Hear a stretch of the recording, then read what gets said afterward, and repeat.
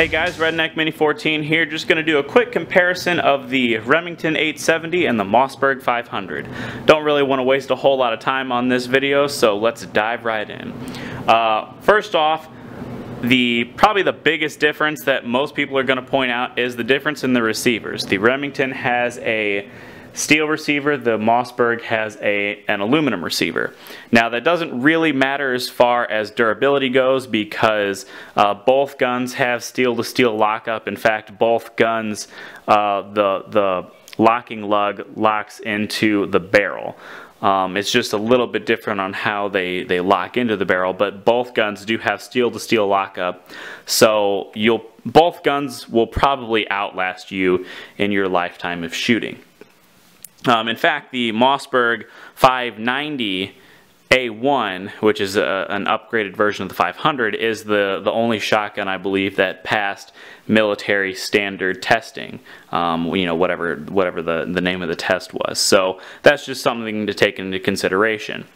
Other differences would be the ergonomics, and in fact, this is probably the biggest reason why I prefer the Mossberg 500 over the Remington 870.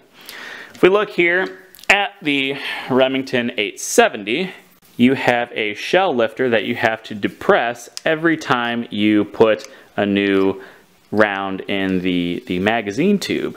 Also, your release for the pump is in the front of the trigger guard on the left side, so it's really not right-handed friendly at all. They say it's so that you don't accidentally engage it if it's back here, but you know, I've never had a problem with doing that on a Mossberg, and quite honestly, if I see, you know, if anybody has a problem with that, then they just don't know how to hold a gun, in my opinion. And again, the safety is behind the trigger guard. This one's not as big of a deal. In fact, in this configuration, this is kind of a good place to have the safety, although I think I'd prefer to have the safety up here and still prefer to have the release back here, but it's still easier to get to than a Tang mounted safety, in my opinion. So, you know, but with a standard 870 with a stock, this is still an okay place for a safety, but I do prefer the Mossberg better. Other things different about the Remington is the ejector is welded into place in there, so if you break your ejector, you'll have to send it off to the factory unless you're like a gunsmith or something. But if you break your ejector, I recommend you take it to the factory. And also, you only have one extractor on the Remington 870, whereas the Mossberg you have two, and I'll show you that in a minute. The extension tube on the Remington, the standard capacity is 4 rounds, and if you want an extension tube like this, it adds an extra 2 rounds. It does give you the option to add an extension tube on it easier than the Mossberg 500, but you know, that's where the 590 comes into play, and you have the same sort of setup as this. So overall capacity with the extended tube is 6 rounds. Still comes in second to the Mossberg, in my opinion. And that's really the only differences that I can think of. I do have some other things that I do prefer on the Mossberg over the Remington, but I'll go over that in another video. This is just a video on the comparison of the features of the guns. So that was the Remington, and let's go to the Mossberg. So again, aluminum receiver with steel to steel lockup. Your shell lifter is in the up position whenever you have to load it, so you never have to depress anything. You just stick a round in and push it in, which is something that I like. Your release for your pump is back here.